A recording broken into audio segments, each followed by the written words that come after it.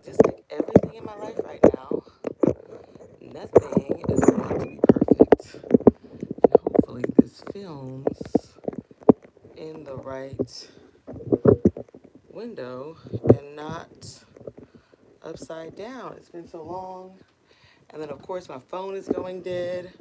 I bought this selfie stick so crazy, from a Radio Shack that lets you know something outside of the country because they still had Radio Shacks over there. So, hey, Krishna 2020. Okay, let me know. Am I upside down or am I on the right side? And I am tired. Miss me? Hey. We're sideways. Okay, so let's see if I turn it this way. Look, okay. I don't like that. See, it wants me to film up and down like this, but then when you play it back on YouTube, orientation is locked, rotate device, that sucks. I don't like that. Because then when you play it back on YouTube, you get that slither of a recording. I am convinced that I just need to go to podcasts because you guys know that I am a talker. Hey y'all, happy Sunday. Let me know. Okay, we're gonna fumble a little bit. I hate doing this to you guys. My my thumb wrist hurts from holding up my baby all the time like this. Like, so imagine like when you hold the phone, it's a real medical condition. They call it mommy's wrist. Yeah. I do think I would be better as a podcaster because I like ideas. I love aesthetics, but I just don't think that's my calling. Sorry for fiddling. This is really gonna tick me off because I wanted to not have to fiddle with anything.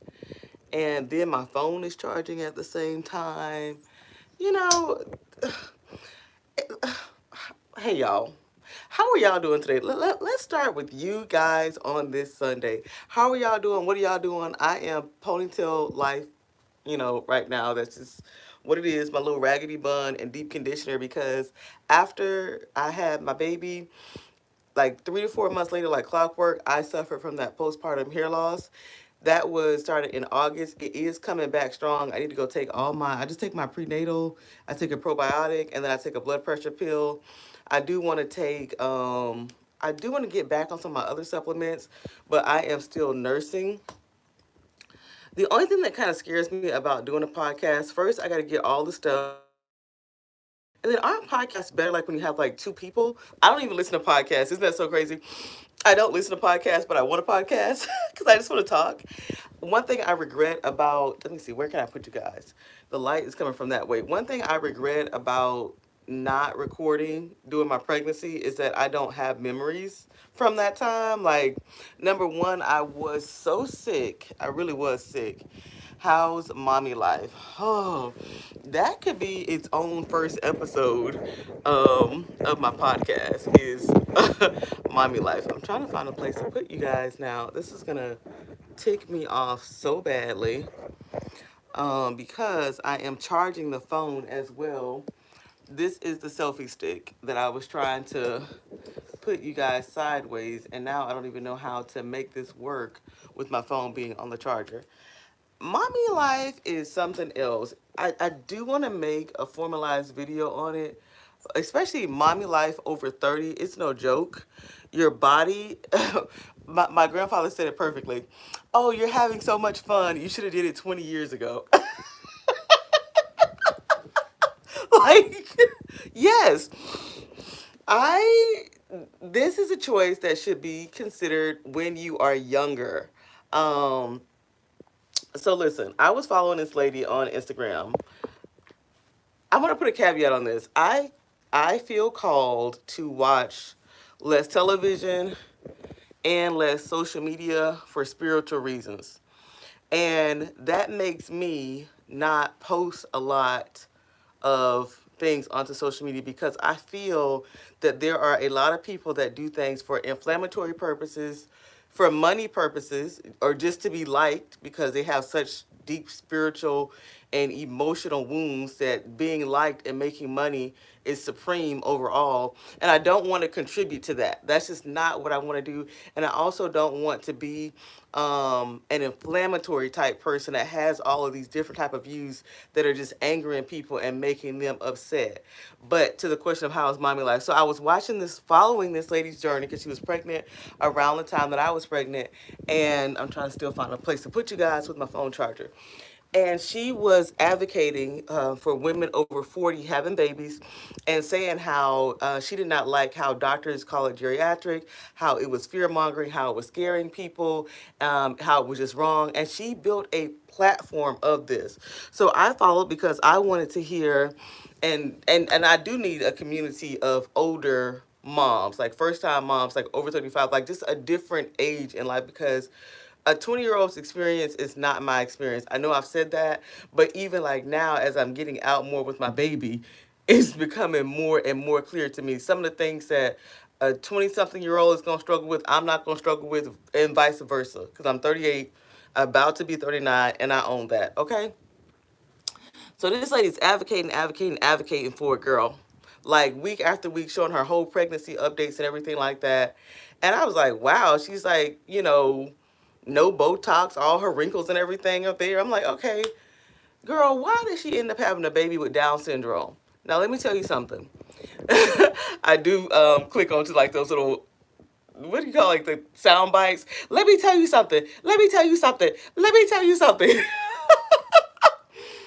One of the reasons why they consider you to be a geriatric pregnancy over the age of 35 is because you open yourself up to additional risk factors health wise. Down syndrome was my number one fear. Now, you can get a genetic screening test very early on. Like people were shocked that I knew the gender of my baby so early on. That's because you can get a genetic screening test, blood work base, that runs the DNA panel of your unborn child.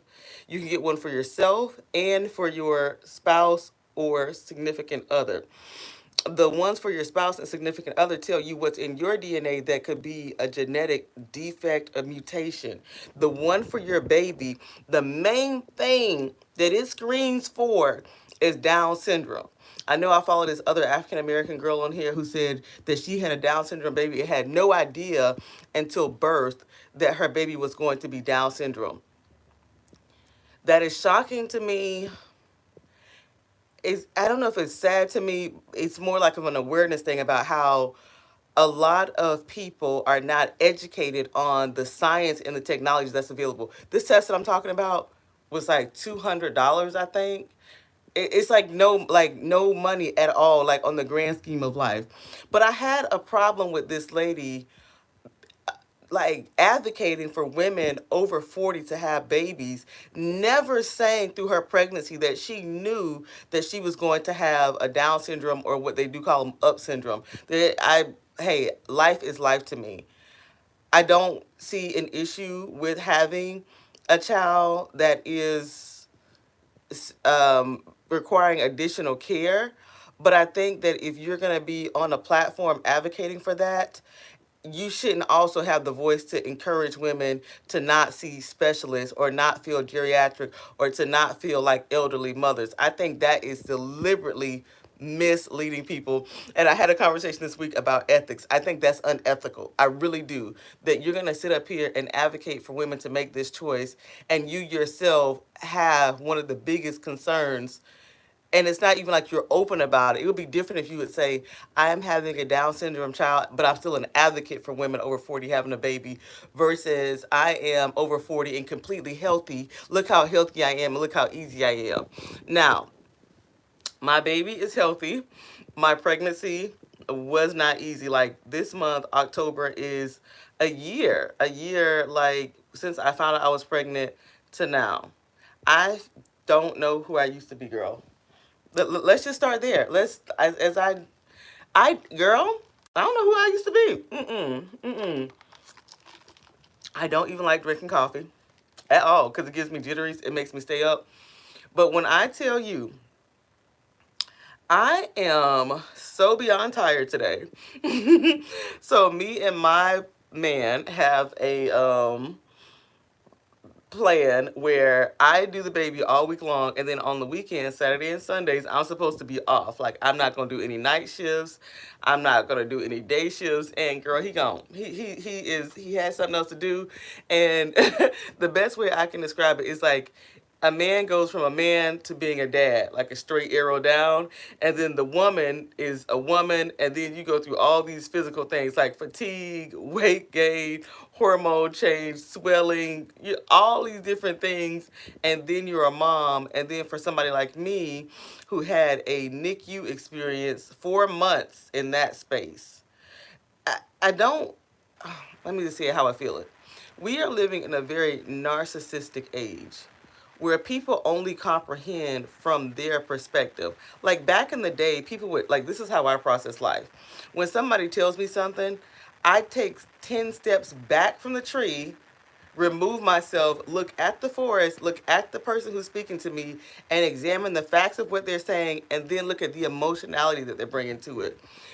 I've my experience today is most people just think about themselves, their experience, and what they've been through, and how it relates to them, and they keep it that small. They and I can't explain life in that space, but I can say just imagine just like being the age that I am, and I was just really trying to get in the best shape of my life, like I've already said before, being open to pregnancy, right? Because I knew my time was ticking. I wasn't close to it. It wasn't an accident. It wasn't like even like so much of a surprise. I had lost hope that it was ever gonna happen. That's just being real. I was gearing my mind to a different kind of lifestyle. Like you guys know, I love me some yoga. I wanted to do yoga retreats. I wanted to like think about getting my yoga license over there in Bali somewhere. I want to go spend a month somewhere. I still desire to live outside of the country as a permanent resident. I really do. That's something like give up U.S. residency and just live somewhere else. That's just me. Whatever. Um, but then to be pregnant and want a stable life, and then be so sick. Oh my gosh, just the physical sickness for me having the baby in the NICU, like we were not here at home. The last 10 days I spent nonstop in the hospital. Like I just, when the baby was in the NICU, I was still working out and doing other things because we were at a level 5 NICU, which they do not even have all over the country or in small towns. You have to be in a bigger city to have a level 5 care NICU. My baby was born at 2.5 pounds or near 2 pounds and was on a ventilator. But I never, ever, ever swayed my faith that it was gonna be okay. Like I never thought that it was not gonna be anything less than okay. Um, and I never thought about myself in a selfish way. I worked out because I wanted to get stress off of me. I wanted to get weight off of me. Like I have to keep weight off of myself because my back kills me. Like even right now, my back is killing. Right, so even I don't even like to call it weight loss. I like to call it wellness. I had become very airy, wellness minded, and then when the NICU experience started to not go so great for us, and they wanted to send our baby home with a G tube, which is like a feeding tube. I was like, nope, I'm gonna dedicate more time to this, and I just started staying up there nonstop around the clock. So in the beginning, like when I took my 6 weeks checkup trip, we had a hospital room that did not allow us to stay the night. You had a private room, but you only had like a chair, like kind of like think of like a recliner or whatever. That was it. There was no sleeping space. So when we were allowed to have the sleeping space, then we started spending more time. So now I can see the comments. Okay, you can't really go by that. Let's see. Let's see. Let's see what this person says. Because I do want to make this interactive. You can't really go by this. I work in the hospital and I've seen 25 and 22-year-olds deliver children with Down syndrome. Everyone should be getting a genetic testing. More HMO PPO should cover it. I definitely do agree with that. Every pregnant mom should get all available screening. Every pregnant mom. But for some reason, and there's so many people to blame why women don't get the knowledge that they should have. Like most women don't even know how their menstrual cycle works. Most women believe that you can get pregnant at any time of the month when really you can only get pregnant like within like 7 days out of the month. It's a short window of time. Most women don't even know that. But back to the NICU when we were there, it was just like things started to change and the stay started to get longer, and I was prepared to spend 2 or 3 months with no worry. That was my first commitment. My partner got so upset when we left the hospital without a baby. And I was like, don't worry, this time is going to be like nothing. And here he is waking up, so I'm going to have to go because I can hear him waking up. He's not in here, he's in the other room. Long story short, at the 4 month mark, I started to go kind of ham. I was like, this is just too much. And I didn't like how the nurses were treating me like I was the intruder, like I was the outsider. And I outright told the doctor, I was like, look, I don't like the results that they're getting because I feel that if it was their baby, they'd be trying harder. But because it's just another patient on a round to them, it's not going to be the same level of care that I, as a mother, would give at home. I got to the point where, and I do want to make a whole NICU experience video, especially for long-term NICU care, because that's a whole different world. I'm not talking about 1 week, 2 weeks, 3 weeks. I'm not talking about that. I'm talking about when you spend 4 months visiting your child not at home and you cannot bring them home. That is life-changing, but I think the worst thing that I did, the absolute worst thing that I did was I waited my 6 weeks, and because I was like staying at the NICU in the medical center so much, hello there, solely, I decided to pursue getting my fibroids removed. So I had an emergency C-section, and I knew I had fibroids, and then I started going to doctor's visits because it was all in the same vicinity. And so I gave birth in April, and then in September, I had my fibroids removed. I don't know, I know why I did it because I felt at the time I'm already down physically, so I'm just going to just get it done, right? That's what I thought. Like, no big deal. I'm already down, so it's okay if I stay down. That was a bad decision for me. That was a bad decision for me because I had been down for too long. And this is something deep. So I went to a maternal fetal risk doctor while I was pregnant. That means I was going to the OBGYN every week to 2 weeks and getting ultrasounds every single visit. Um, and she had referred me to this doctor for fibroid removal. And when I went to the doctor for fibroid removal, I don't remember what month that was in. I think it was just like the month prior. So I gave birth in April. You had to heal from the C-section for like, what, 6 weeks? And then I'm back on the surgery table the first week of September. So probably like 30 days prior in August when I went to see her, the surgeon, didn't even know she wanted to do the surgery to me. I was staying overnight at the NICU, and there was a catwalk. This is a big medical center, like how most downtowns are in small medical center, and you can actually walk across the street through the buildings on catwalks, right? And so I could get like my MRI by walking across through the catwalk. I was just like living like this hospital life. I got so used to seeing people in scrubs and the different colors of scrubs and what they meant and what cafes to go to and what time they were open. It was a whole lifestyle. So it was nothing to me to leave my baby in his room and then boom, I'm going to go walk over to get my MRI done. That's how lightly I took it. And then when I went to go see the doctor, the surgeon, I was so tired that day because I was still pumping milk. That's another thing. I'm still doing the breastfeeding thing. I went and I sat down on the, female table. You know how we go get our pap smears and stuff, but I wasn't getting a pap smear. That was just like where I was sitting at. And girl, I could hear, like, you know how they have you waiting in there? I could hear somebody calling me and calling me, but as long as it was not my baby crying, it was like I just I couldn't respond. I couldn't come out of it. I had fallen into a sleep that I was going to allow myself to stay into because I don't know if you're a mom, but there is something about that baby's cry that will wake you up in the middle of the night or a day or afternoon with such urgency that another human's voice can never compare to. And it's like, if it was not that level of urgency, I was not going to awaken to it. And then so she just started calling my name, like calling my name. And I woke up and I was like, woo. girlfriend, I was tired, okay? I was tired. And she was like, I am a surgeon, but I like to do surgery to heal people. And I just think that you need real healing. She's like, I just don't know if you should do this right now. You had the high, because she's looking at my female chart, and she could see like how I had the high risk pregnancy and all those doctor visits. She could see my C-section. She could see, because my baby was affiliated with the same hospital. Me telling her that he was right across the street in the NICU. Jamie, you should go to see another doctor. She said that her doctor won't remove her fibroids. So I knew that I had fibroids my first miscarriage, and they told me not to remove them if I wanted to have a kid in the next year or two, because of the healing time that you would have to have. Like it's a year and a half is typical, is what I'm being told.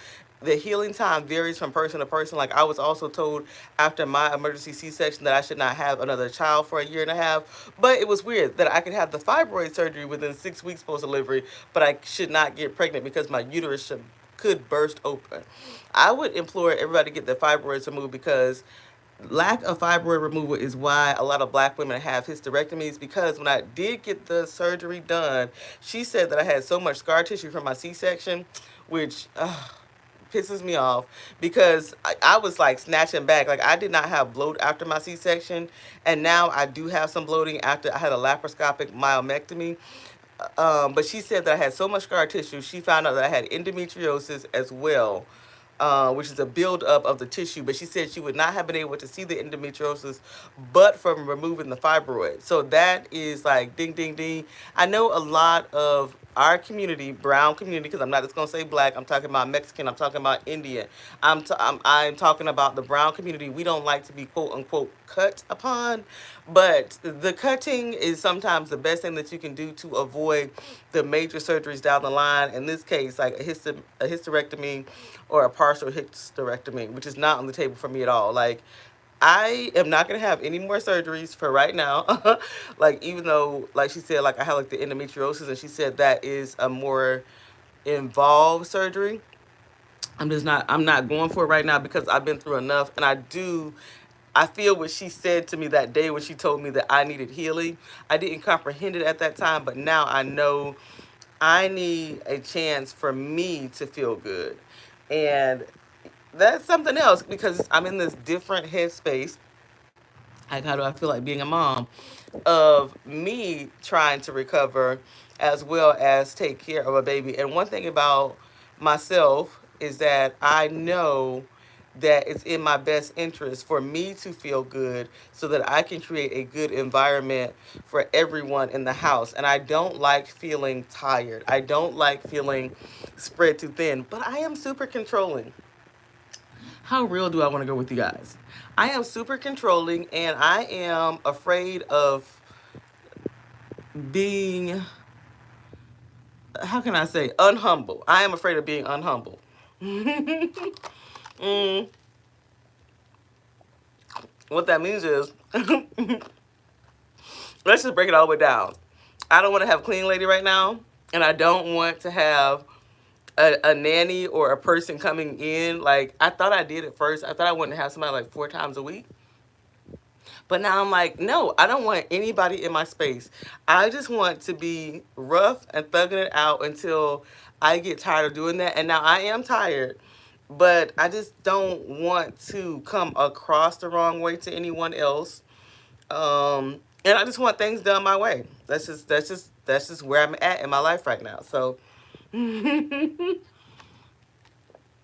I am being so much of service, which I do believe is really important, is to be of service to my family.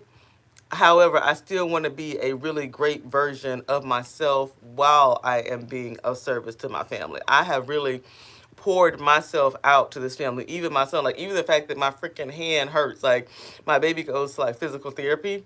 Like, this is the thing. When people criticize the medical system, they do that and champion it, for whatever reason. You have got to educate yourself. I am sorry. I do not think it's fair how far America has taken your own independence of education. it's kind of shocking how much most people don't know. That like most people don't know that you can get a second, a third, a fourth, a fifth opinion. You can literally doctor shop until you shopped every doctor in your town. Or you can go outside of your town to doctor shop. Like you can do whatever it is it takes for you to get whatever it is you want. Where there is a will, there is a way. Now, when most people don't have enough will to make serious things happen in their life because we're surrounded by comfort and we want to be comfortable, right? So that's a whole other scenario. But when it concerns being of service to others and being educated enough to know where the line is to take care of yourself, like some of this stuff has gone too far. Okay, it's just that's another topic of people just taking the trivial stuff, acting like that they're really benefiting their life and they're really not, versus taking care of the nuts and bolts of good health. So that's where I am getting back to is taking care of the nuts and the bolts of good health, revitalizing myself because girlfriend, I okay, so before pregnancy, I used to get like sick or tired, like body aches. Now I feel like I have been hit by a Mack truck. I don't know. my body, my body is tired. Like it's tired, girl. It's tired. And now the way I process it is I'm looking at what I do with my day and what my true hours are because I have to do that for my baby as well, right? And I really do work with the baby nonstop, 24 hours a day, especially from the hours of 6 a.m. to like 4. He takes a huge nap. And then at 7 o'clock to 8 o'clock is his bedtime. He has set that for himself. He is done for the day. He'll wake up to eat throughout the night. And now he's starting to make his little baby noises and stuff like that. So sometimes he just wants to get up in the middle of the night and babble. However, no matter what's going on, every like 2 to 3 hours, I have to give him some type of feeding. And during the day, I like to try to like get some stuff done because what I'm recognizing about myself is that I am crashed out by 9 o'clock. Even if my eyes are open, my brain is shut. My brain is like, nope. Like I kind of want to go get my nails done, but I got some other things. I definitely want to go get a pedicure today.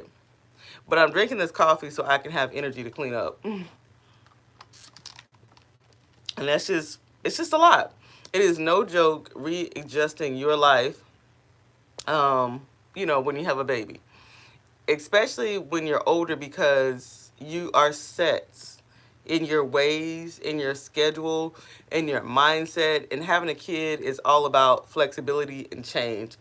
Like I had bought all these clothes for 0 to 3 months, and then I had started 3 to 6 because I didn't know how much he was gonna need. And what I did not account for, girl, call me stupid, call me dumb. Like I am in my ignorance phase. I'm gonna own that. There is so much that I don't know as we talk about what people don't know. I did not think that when I bought these newborn clothes, I knew he was gonna be born like spring, summer.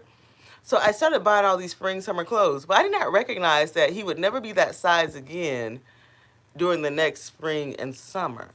It didn't dawn on me, girl. It didn't register. So now I have to go and get my I have to go get his winter stuff. Let me read the comments because I do want to be interactive. You started to say you decided to devote more time to your son's care. Did you move into the NICU room? Simply me. Yes, yes. For the okay, so the first 3 months we were in a very airy, small room. Like imagine the size of your bathroom. It had a little bit bigger than that. You know what I mean? Like a double bathroom. So let's just say if you're in a public restroom, the bathroom stalls, if you put like 3 or 6 of those together. So there was enough space in there for a crib and the reclining chair for the first 3 months. The hospital did not want us there all the time. They would schedule medical treatments for the times that we were not there. And I believe that they did that deliberately. So my partner would call, I'm gonna have to put this phone down somewhere, and check up on oopsie, and check up on the baby, right? And so we kind of stopped doing that and telling them our plans that we were going to come because what we found is that they were It was deliberate. My mother-in-law told a story about how when she was going through with a family member or something that was having heart issues, how they had like the best cardiologist in town, but he was such a good cardiologist. He had poor bedside manner, and what he would deliberately do is work the night shift, and he would make his rounds at midnight and she took it as it was to avoid the patients and their advocates. So what she did one day was that she stayed all night. And when he came in there at midnight, she was like, "Hello, I have some questions for you." And when she told us that story when she first came, and absolutely true. So when he was at a more critical level of care, we could not stay. That's just the way that the rooms were designed. And the nurses and the doctors would tell us to go home, take care of ourselves, don't worry about it. They have it under control. The best thing that we could do is rest, because when he comes home, he's going to need so many different things and so much of our attention. To go home, take care. I mean, like, so can you imagine sitting in your kid's room and three different people tell you that? It starts to make you feel like that you're doing something wrong or that you are being obsessive. And like I said, I am going to make a whole NICU experience video because I think it's really important. There was at that time, because we had a kid that was on oxygen and they want the babies to sleep all the time. That's another thing. They Because when the babies are so preterm like that, they're supposed to be in the womb in a relaxed state. They do not want them to be stimulated. They swaddle them, turn the lights down, keep the temperature at a certain rate, and they want all voices to be low or to be quiet. That is to simulate the womb so they can do nothing but focus on growing. And they consider it a very scientific thing because they don't want the baby to burn calories. The womb is a very compressed place that prohibits movement, which maintains calories. So ignorant people, okay, came up on my social media criticizing me for living my life. It's like, what do you want me to do? The hospital does not want me there, does not want me fiddling around with the baby too much, has convinced me that this is the best way medically. And in a way, it does make sense. Like, you don't want this person is not supposed to be here yet. They are more fragile. The lungs are not developed, their ears and everything, their brain. You do not want them to get overly stimulated. So it is in the best interest for the parents to not stay so much unless you're just going to sit in a chair. Now, when his health started to improve and he got closer to his due date, and that's why I don't like when people act like that every NICU experience is the same, because it's not. There's a huge difference between having a baby that's in the NICU for 2 weeks versus having a baby that's in the NICU for 4 months. There's a huge, absolutely huge difference. I think the difference comes in after, I don't know, like, I haven't really thought that part out, but 4 months to me, and they said that they knew, the hospital staff knew, they call it like NICU delirium, that after 3 months, they see a different side of the parents. They, they look out for it. You're already assigned a caseworker, which, in my opinion, they work for the hospital. Um, I've got some stories to tell, girl. I got some stories to tell about other parents getting kicked out of the NICU. Like, they have different buttons that they can press on you to, get extra help and security to escort you out. One time I pressed it by accident because I was folding up blankets. Just different things that go on with that system, that if you're only there for like a week or two, you won't pick up on it. But if you're there for as long as we were, you start to understand the scripting of it. Oh, that's a great question. I want to pass that on to your doctor. You know what? I would love to answer that, but your doctor's more skilled in handling that. How are you guys doing today? Oh, look at him. He's so cute. We're just buying our time. We're just going to wait. Yeah, I think he has some tests coming up. I can read the results for you. But the doctor will go ahead and explain it in full. Let me see if I can get the doctor on the phone for you. Do we have the right number on file for you guys, or what time are you gonna be here tomorrow? Like, you get so used. Has anybody let you take home the little mini diaper for your baby book? I can get you one of those. Have you taken the blanket home so that you can smell it as you pump your milk? Because your breast milk is the best thing for his vitamins and for him to get his natural immunity up. At first, that kind of stuff sounds sweet, but when you hear that 7 or 8 times, you be like, I feel like I'm talking to a robot at this point, you know? So my baby was born at 29 weeks, and a normal pregnancy is 40 weeks is considered term. 37 weeks is like almost like what they call like premature or whatever. So a lot of people say, "Oh, I delivered at 35 weeks. I delivered at 34 weeks," or a lot of people say that they have like preeclampsia, right? And I had a touch of preeclampsia. I did have preeclampsia, but my doctor said I was the real deal. These people come online with their sob stories and all this kind of stuff. She said, "No, girlfriend, you are the real ill deal." And I guess I know it seems like my personality is dramatic, but when it concerns serious things, it's not, which is why I shut down during my pregnancy because I felt it. I don't think that you can be intuitive if you're overly dramatic. Maybe you can be, and intuition just beats you over the head. But I felt that my pregnancy and my child and my family were a sacred thing. I was watching something, it was like, it was an older person saying how marriage today is not popular, and marriage in the current culture is so different that it's important to circle the wagons around your family. And I felt that because the current culture is so tarnished. There are a lot of people that think they know everything but research nothing. Like I said, this whole idea of not being able to remove yourself or your emotionality out of situations before you talk about them, the lack of ability to really empathize with another person or to really understand that you don't know everything or to really take your own thought process out of things that you're not on the front lines of. So I know I'm a different kind of person. I know I say that all the time. I am very I know I say that all the time, but I am a different kind of person. I'm not a weak one.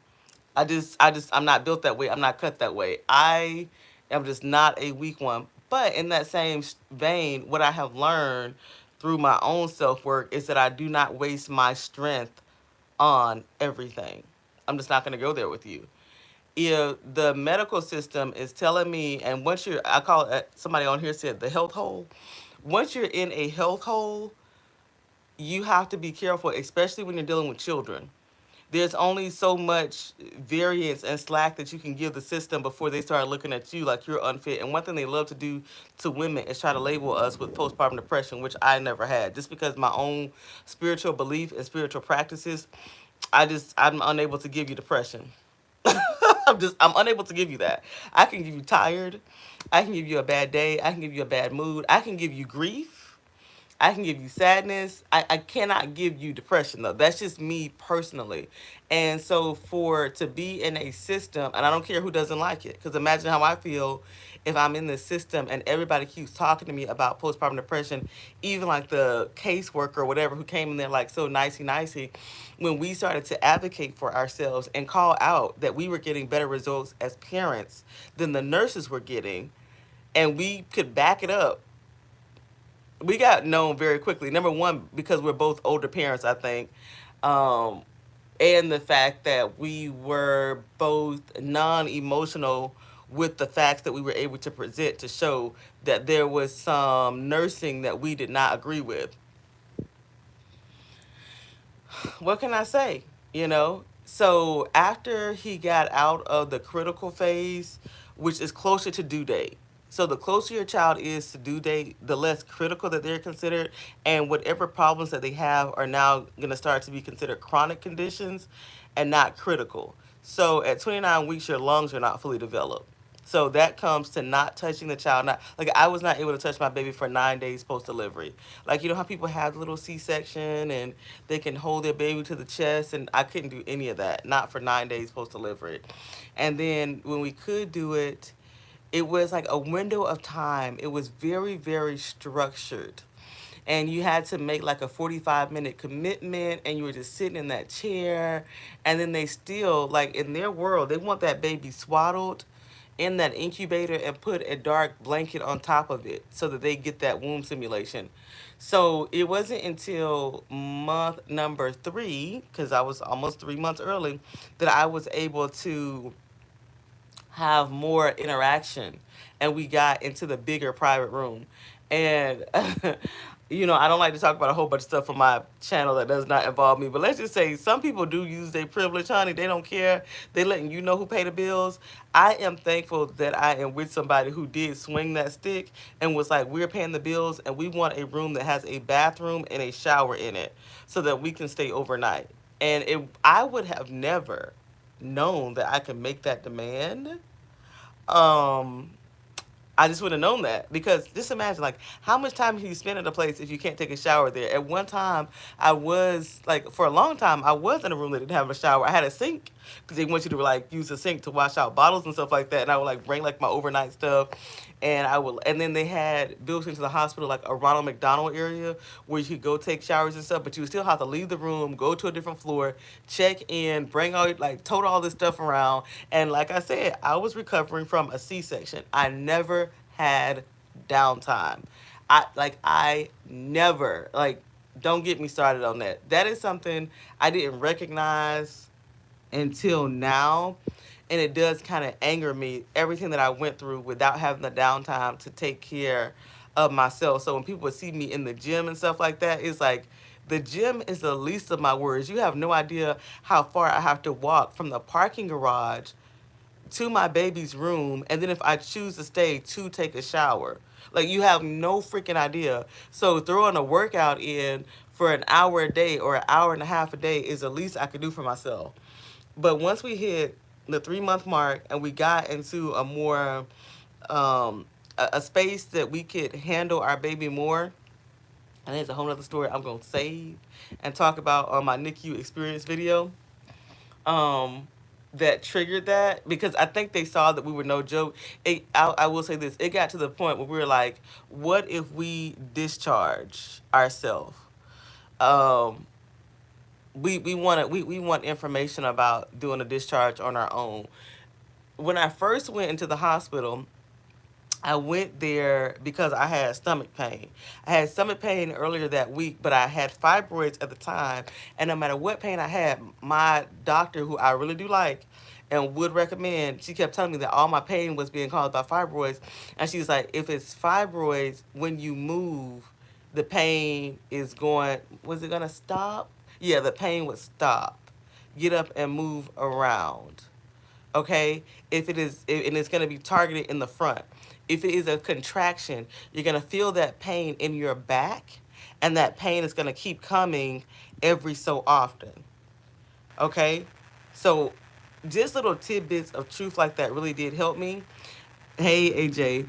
So when I went into the hospital, they initially started, because my blood pressure was so high, they started hitting me with magnesium and steroids and made me so sick. So, like, I was hallucinating. And I said I didn't like that because I couldn't even get up and go to the bathroom. I wanted to get out of that hospital and go home and take care of myself because I didn't want to be that level of doped up. And they were like, I was like, are you guys going to put me in jail? Because are you guys going to put me in jail or take my baby if I demand to be released out of this hospital? They're like, no, you just have to sign off that if something does happen, that we would not be held liable. I said, would that stop me from coming back to the hospital to get care if I felt like I got home and I did need to be in the hospital? They're like, no, it would not stop you. You cannot refuse treatment on you. I said, that's good to know that I can go home. And then it was like they came back in with like a team of people, and that's when their attitude and tone towards me changed.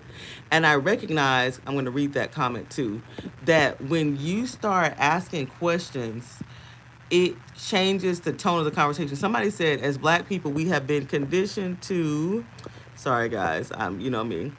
We have been conditioned to listen to authority figures. Other races don't have that same ingrained trait. It's weird. They are also not used to us demanding anything. I think that this is what I'm going to say about keeping it racial, right? Um, we Y'all may not like this. We as black people need to get off of being black people and be educated people. We need to be more educated than anything else. It doesn't matter what color you are because the laws are the laws when it concerns health. Okay? If that hospital or that doctor cannot force you to put anything in your body, like for example, me with insulin, I had gotten my that little test, I can't remember, the diabetes test, right? And I don't think I had gotten my results. Or I think the results had came back off, but all my prior tests had come back good. And the nurse wanted to just come in there and just give me insulin. I said, well, what were my results? Well, I don't know, but they have you on magnesium and steroids, so this is just something else that we give. No, you tell me what my A1C level is. I want to know what my numbers are before you just give me insulin because I already feel like crap. And she's like, well, I don't know. You got to tell that to the doctor. I said, well, bring the doctor. The look on her face and just the way that she treated me, I know that I scared her. Now, to me, she should not have been afraid, but I could just tell what that told me was that she was not used to people standing up for themselves. Okay? I don't think, and you guys can hate me for it, I don't care. I'm just going to say, I don't care.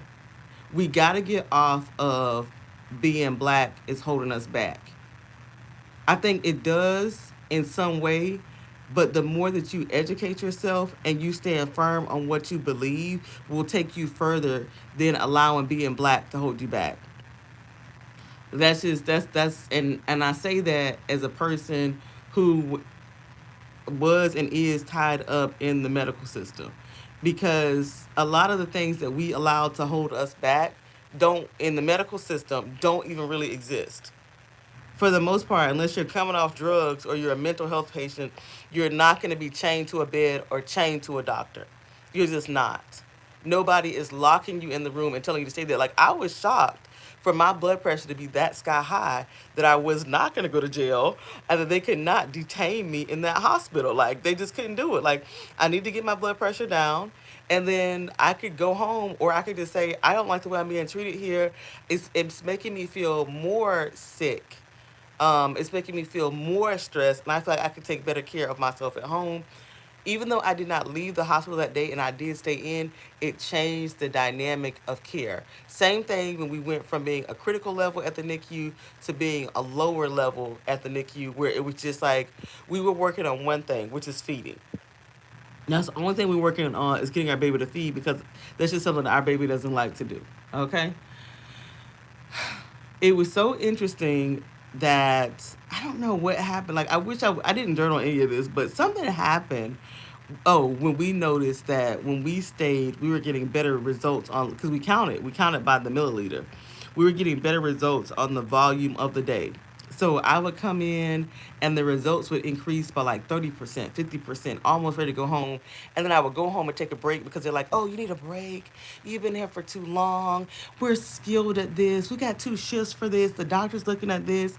Oh, just go. It made me feel like I was doing something wrong. And then I would go home and I would come back and I'm like, you got to be kidding me. So yesterday I had him taking 60 and 70 milliliters per every 3 hours. And then you telling me that somebody got 10 milliliters at one time, somebody got 20 milliliters at some time. Oh, wait a minute.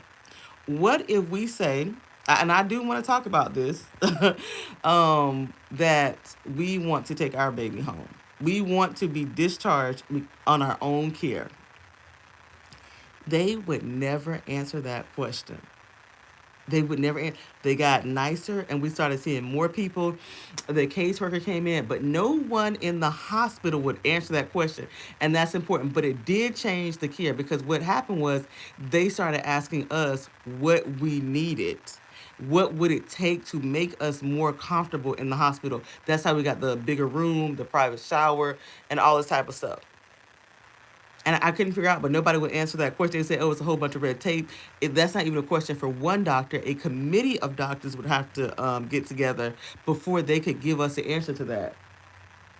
Because what we wanted to do, we wanted to take our baby from the hospital and go under the care of a pediatrician that we would commit to come to seeing every day or however often that pediatrician would need so that our baby could receive the same level of hospital care since we were just worried about feeding. So we started searching for our own pediatrician because we were going to take our baby out of there. It was interesting that the hospital never answered that question. So then when we started shopping for pediatricians, we found out the answer because nobody would answer it. You know why they didn't want to do that? Does anybody know why they did not want to release our child to us without their recommendation? I think I didn't know this. I mean, I learned. I really learned this. I thought it was very, very interesting. Okay. The reason why is because if you call your insurance company, that's right. If you say we want out of here, the insurance company can deny their claim. So, no exaggeration, the medical bills for our baby through insurance are over $1 million. Remember, we had been keeping track and a log and we had removed. We were emotional at home, but we were not emotional in the hospital. When we came to the hospital, we were logging how our results were better than their results. Remember that, and they knew that.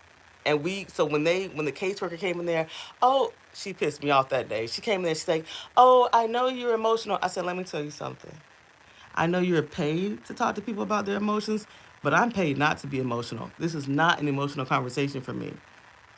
We're going to base this conversation on the numbers. When we're here, the numbers are better. The feedings go up and the progress goes up." And I was talking to her in the metrics that they were using.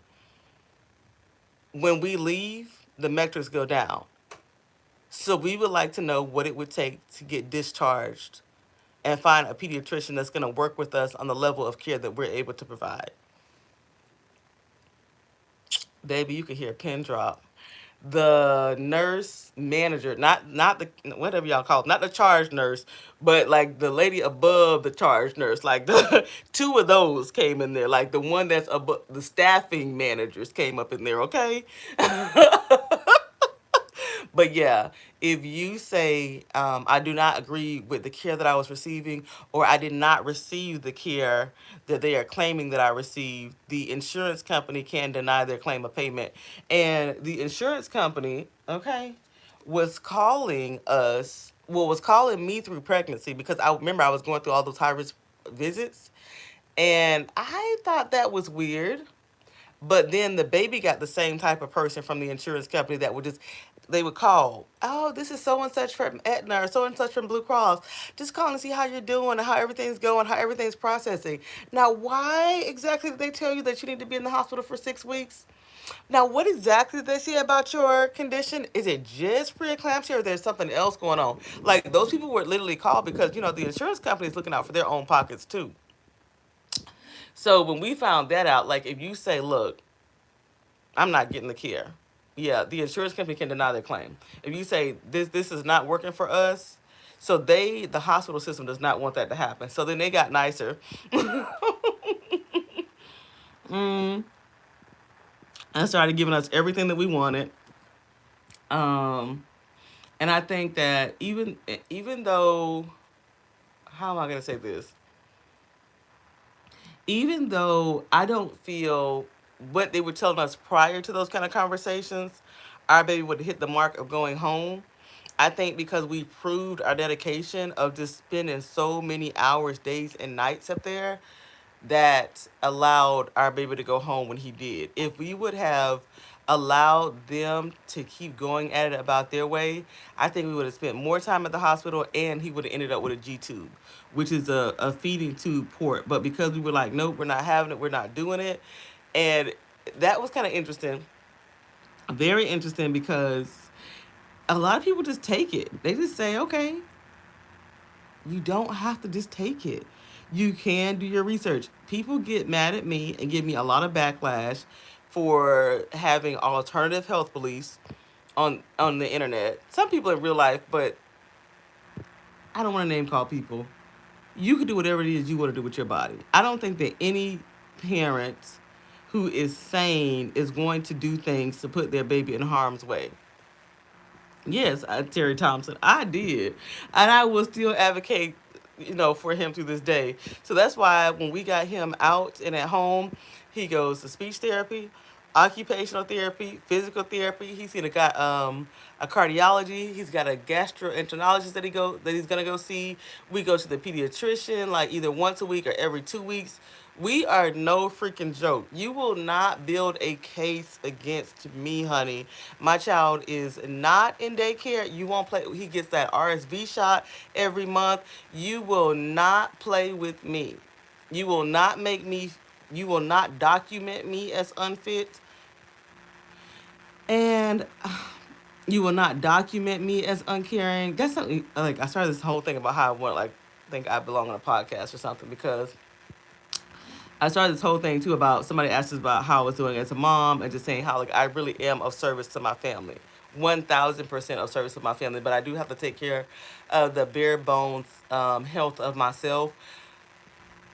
People are so dumb. I think I said it on. Did I? Oh, I said it on my Instagram, but I'll say it here too. I said on Instagram that I did not want any of my sister's followers. We are not on the same audience wavelength. I didn't want people to come onto my page with that level of bias, thinking that I'm operating out that way. Because there are so many different types of moms out there. Like, no matter what, there's a million different moms. Like, I like crunchy moms, I like hippie moms. I am upset that I was not qualified physically to have a home birth. I'll never have a home birth. I think that's a beautiful thing. Some people would absolutely say no, but I had to give in to the health system because that was the best decision for me. And I said that to say a lot of people find different people to follow on the internet and they don't know why they're following them, right? No idea why they're following them. And it does go to people that you can relate to. Listen, let me let me tell you something. Let me tell you something. Let me tell you something. I am not you. That's number one. I am not you. So if you see me out on a vacation or at the gym, whatever that you would not do if you was a mother, girl, go on. Take yourself to whatever it is that you would want to do, but please don't hold me to that standard. Do not. I'm gonna tell you what's like. I was this girl I do love. She lives in Paris, and she's like, "Let me tell you the standards that you can hold me to. I am gonna take care of me and my family. Period. Period. Period.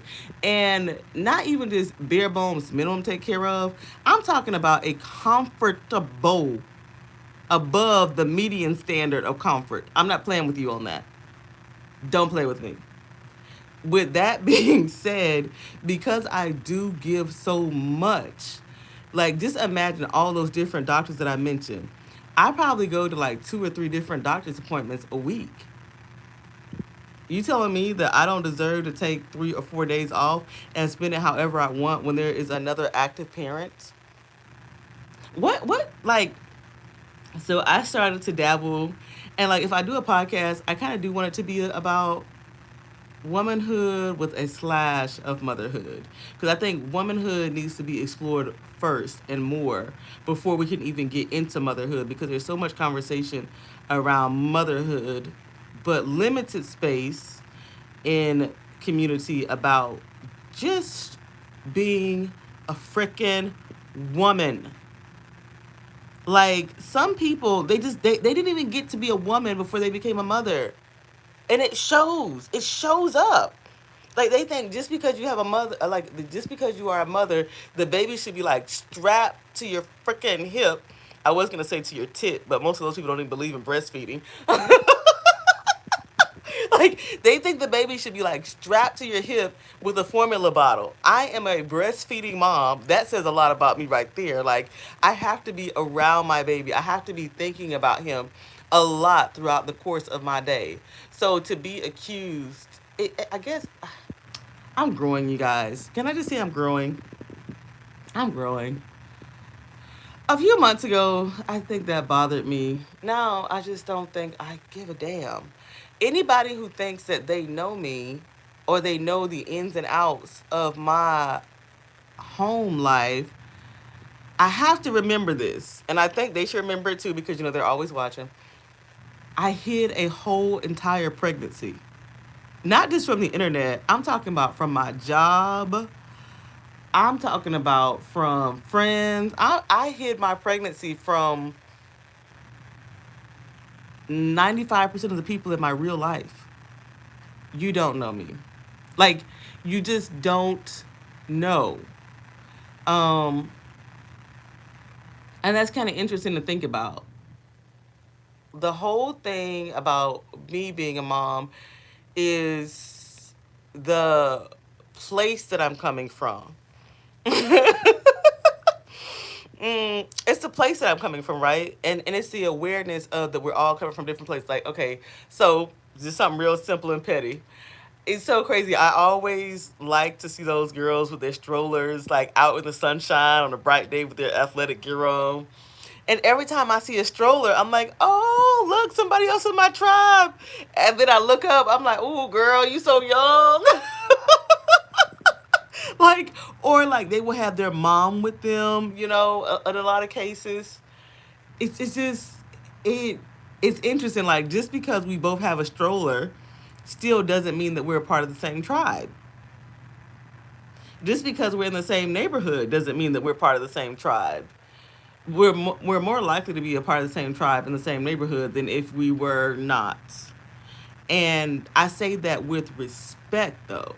I say that going back to the whole womanhood before motherhood. Maybe that'll be my podcast name. Womanhood before motherhood. I like that. That fits me, girl. Write that down.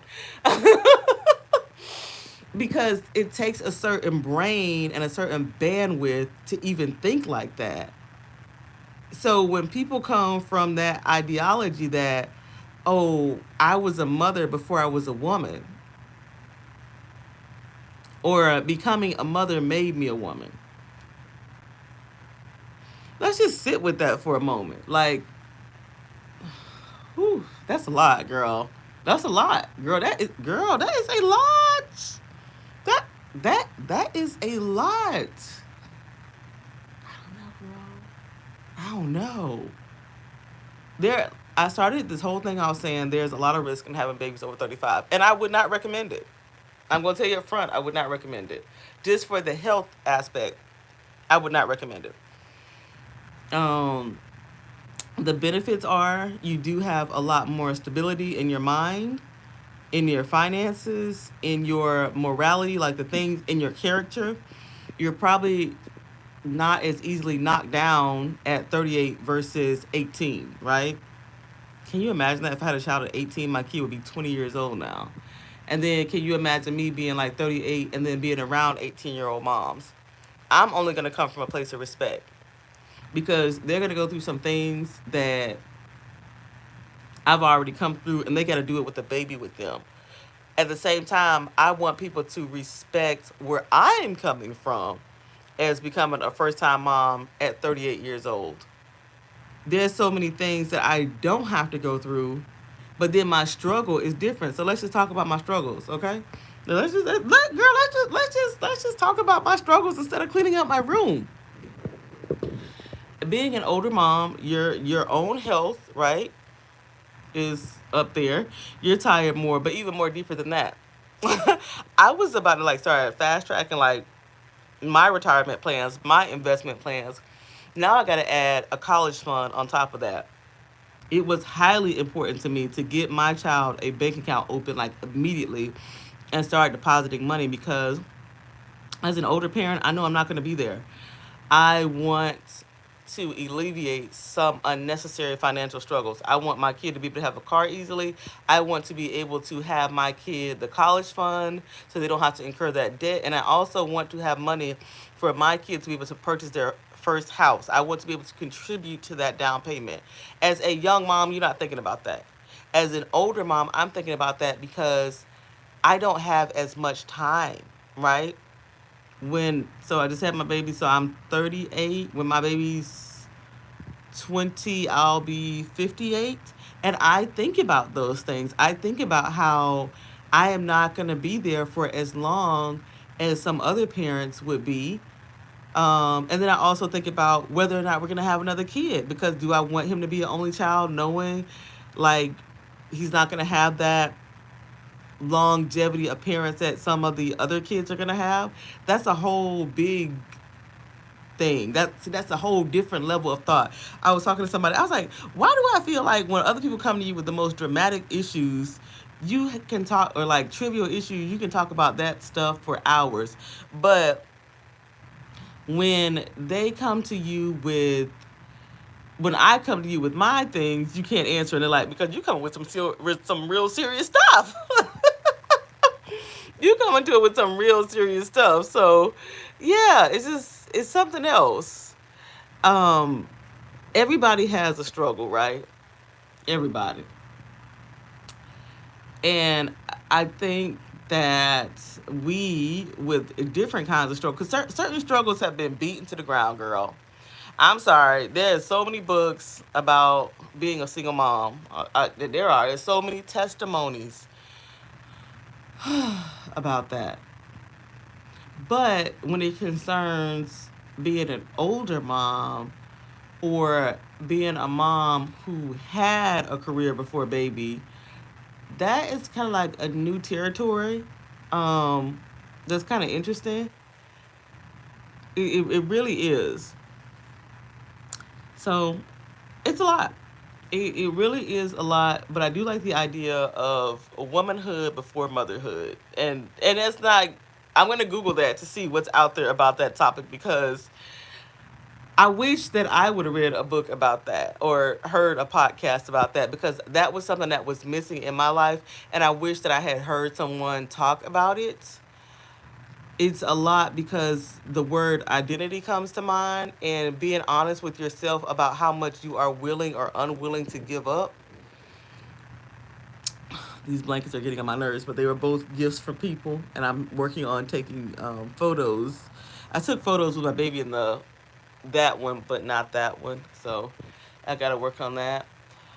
Yeah. So I don't know. I've been on here. I can't believe he's been asleep this whole time, 66 minutes. I will go check his breathing, but I'm just going to have faith that he is breathing and alive and well. I might go to the mall because I have some things coming up. But I hope this has been educational. I graduated in '98, and there are still girls from my class still having babies, so it's possible. Yeah, Jamie, we talked about it being possible, but I also talked about it not being recommended. And that's from somebody who did it. I don't recommend it. I would not recommend it, honey. I think it's a really good thing. But the reason why I didn't recommend it, I told like a whole story about the lady building a platform about women over 40 having babies and hiding the fact that she had a Down syndrome baby on the way. Um, Also, when you're over 35, like your chronic health conditions that you don't have to worry about in your 20s, like high blood pressure and diabetes, different things start to surface as you get up in your 30s that can affect the health of yourself and your baby. So I'm not talking to the world about what the world is going to recommend you to do. I am telling you from me, from my mouth, if you know that you would like to start a family, to get yourself in that position and to start before that 35-year mark. Try to push that closer to the end of your 20s, just for your own health and for your own sanity. Like right now, girl, my back is killing me. Like, y'all are about to see me drop some major weight. I'm about to be like real slim and trim, honey, because I can't carry no extra weight on me. My back has got to be tight, and my abs have got to be tight, because this body is like, what? It's just like the idea of having, I think I told this analogy before, like having a new house. Your new house is completely different than a 38-year-old house.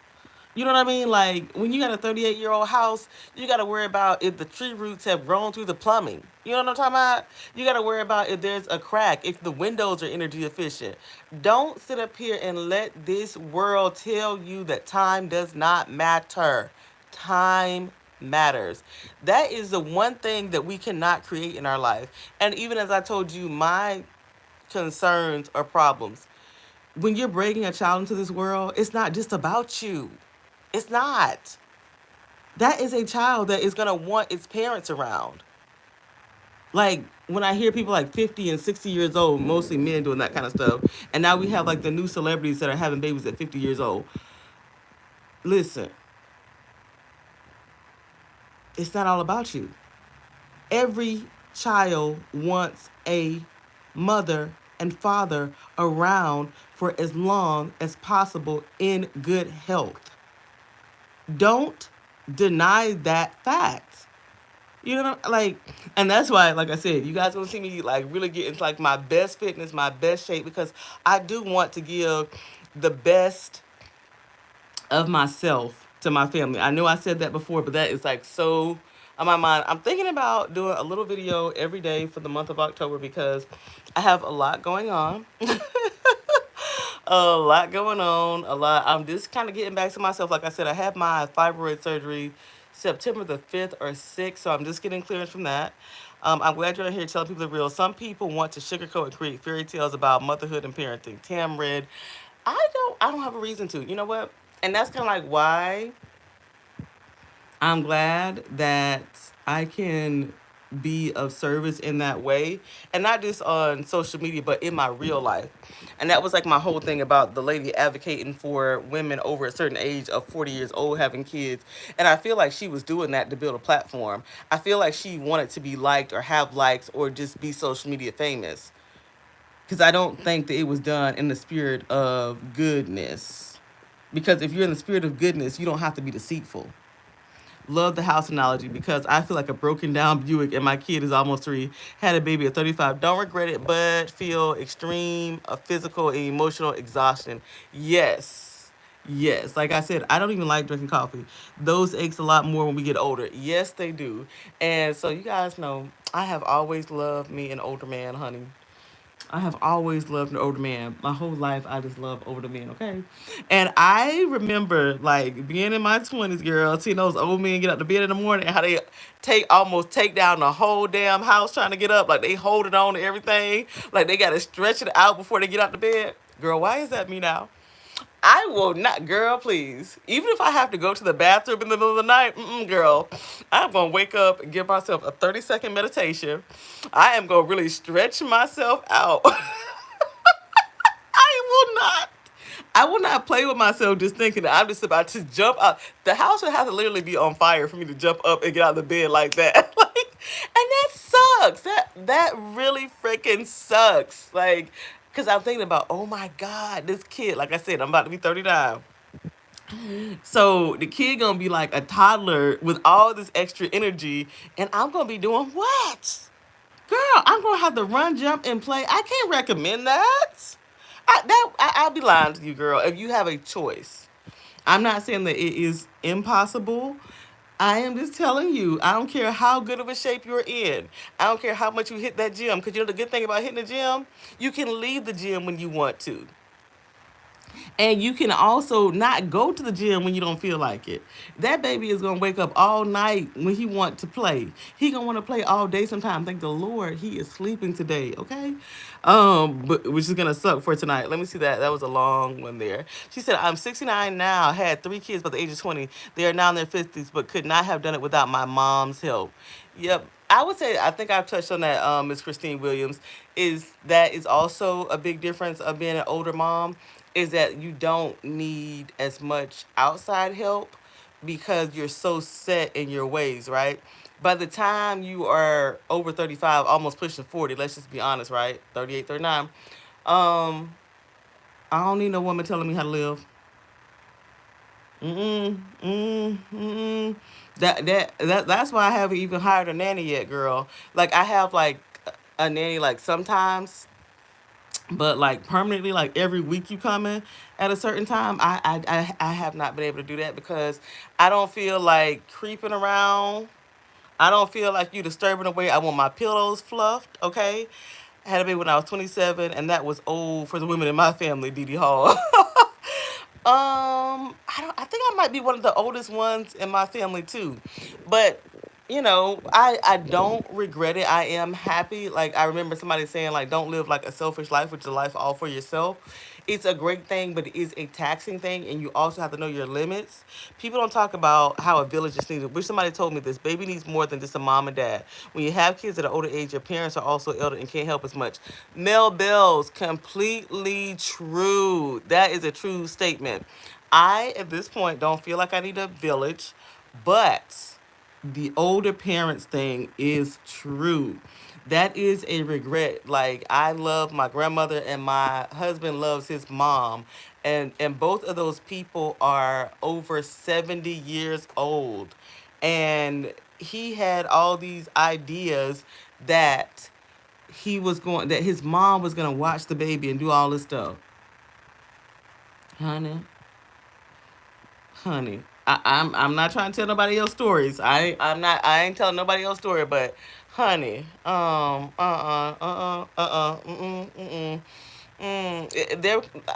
there comes a certain time in life where if you want to sit down there and watch Murder She Wrote at 3 o'clock in the afternoon until you go to bed at 7 and 8 o'clock, that is what you should be doing. You waking up at 11 a.m., 2 a.m., 4 a.m., 5 a.m., 7 a.m. No, ma'am. No, no, ma'am. No, no, no, ma'am. So that is another thing to think about. Another reason why I would not advocate for women having like children like so late in life, because I'll be honest with you. A lot of when I think about babies, I think about babies at family gatherings, right? Like cookouts and things, like having the baby in your lap and everybody telling you how cute your baby is. I think about how the baby's like running around with family, and it's crazy how with time, the family unit changes. People fall into bad health. People pass away. People move away, and then it's like you're only then left with the family that you create, and it's something. It's something, and like I say, you can't make time, and you don't get time back. I am getting jittery off my coffee, and I want to go use this because my room needs all this energy. I have no idea what time it is because I do want to get a pedicure because, of course, I won't take my baby to the nail salon with me, but he can go to the mall with me in the middle of the week.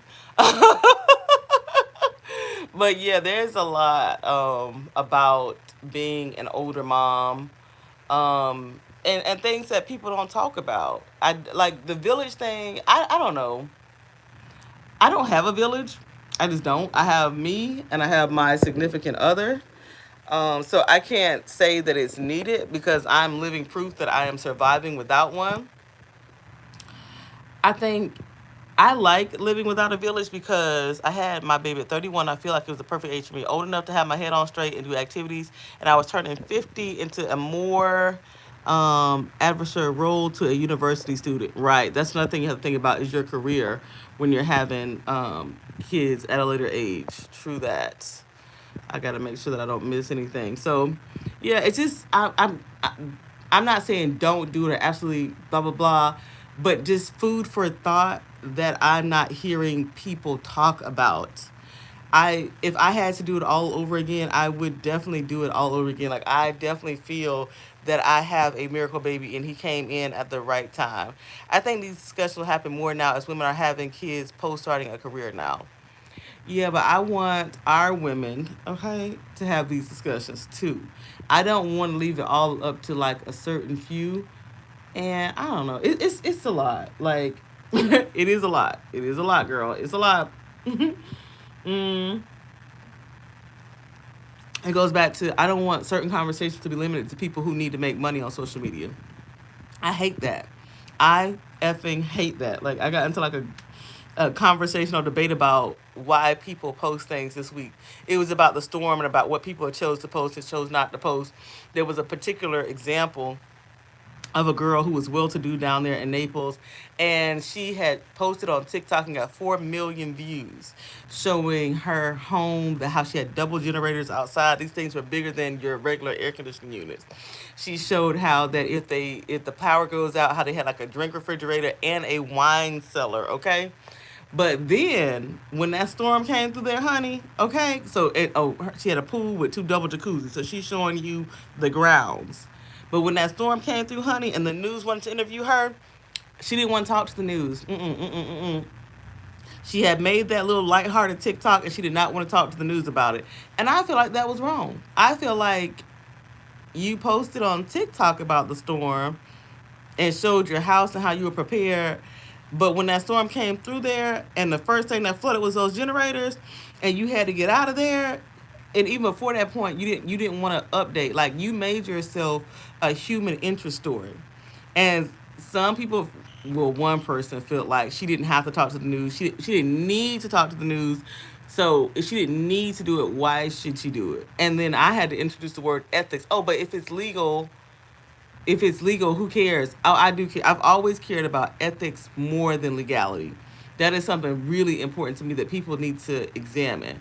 And I say that in the context of this conversation because there are so many different talking heads out here today. And if you notice, like when things get really serious in life, I kind of get quiet because I don't want to be like that flame on the fire, right? That's just not what I want to do. I don't want to get to heaven and God being like, now you could have did so much more with yourself, and you chose to waste yourself just being inflammatory, right? So I think the context of in which we receive information is important, and I wish that there was more authentic conversation because a lot of conversation around motherhood and mommying is to sell you stuff, girl. I go out there and I try to look for information, and I'll be darned. I think the person being authentic, and you trying to sell me that Dyson vacuum cleaner in the background. You trying to get me to go shop at Walmart.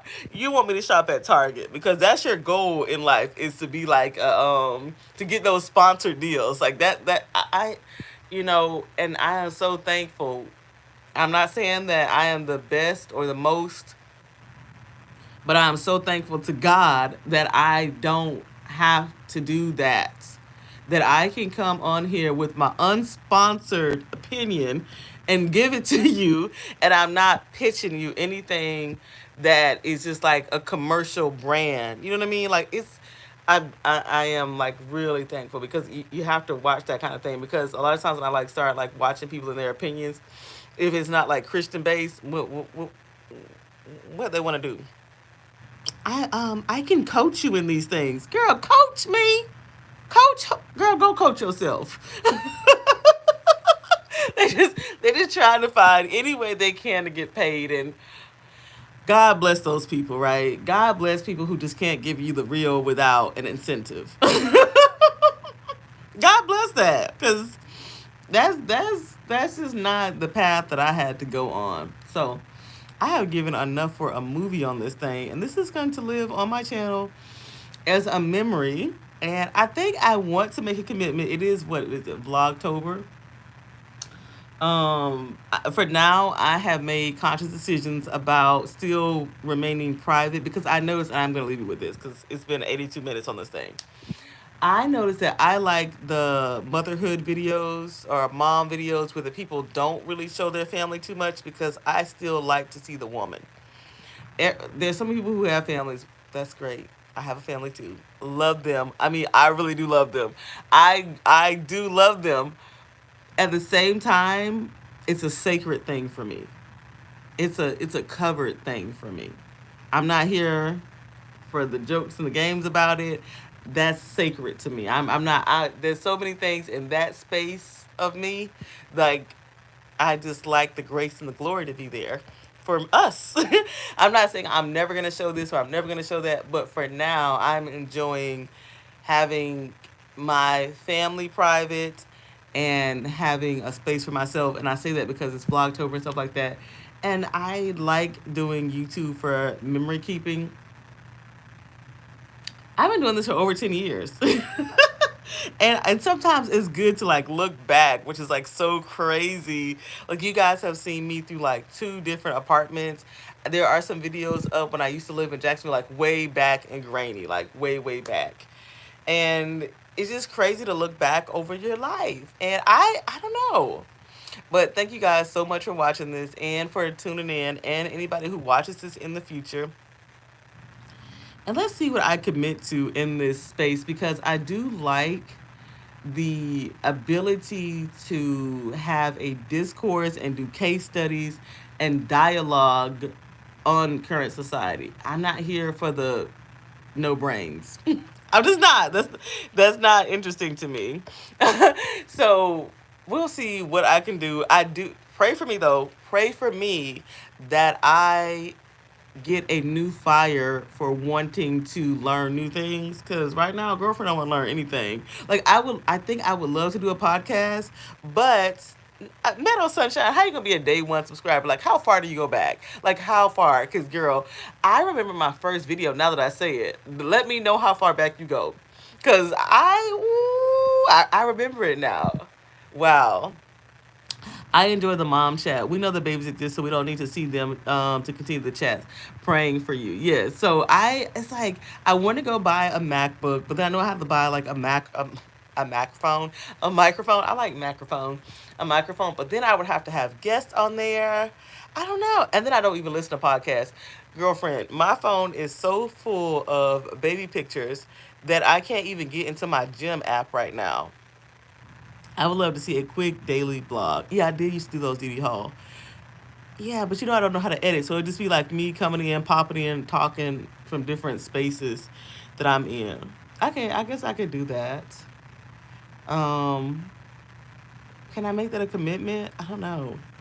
I got a lot of things going on. I got some things I need to iron out too, girl. I do. I got to iron out some things. I have not been doing my hair lately. But you know what? We just been living like this. What I am gonna focus. Tell me something. Okay, I am really gonna go in the next 5 minutes, but I do want to know this.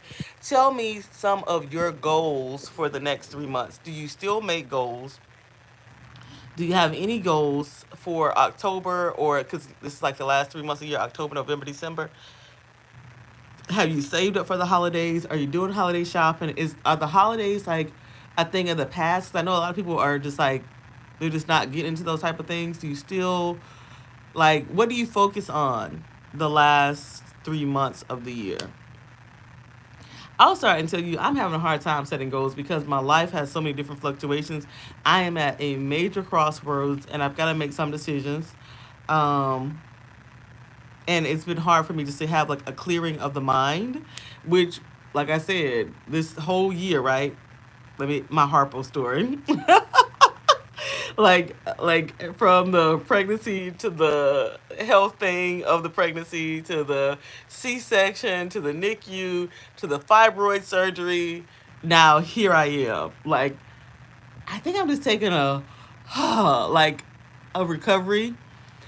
I think my little words of like they call them like one little word that you focus on. My word would be sleek. But I like two words that I want to focus on, like sleek relaxation. That's something that I am craving in my life. Sleek relaxation. I want my house to be sleek, which means no clutter.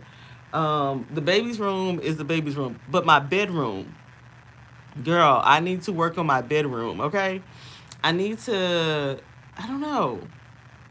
Even just like sleek my mind out to get a focused trajectory. I do like goal setting. I haven't goal set in so long. I like I've made like simple goals, like to not worry, to pray, to trust God, to listen to more Christian broadcasting, to listen to praise and worship music whenever my mind gets tricky. I don't play with the girl. I get down into my praise and worship music. Um,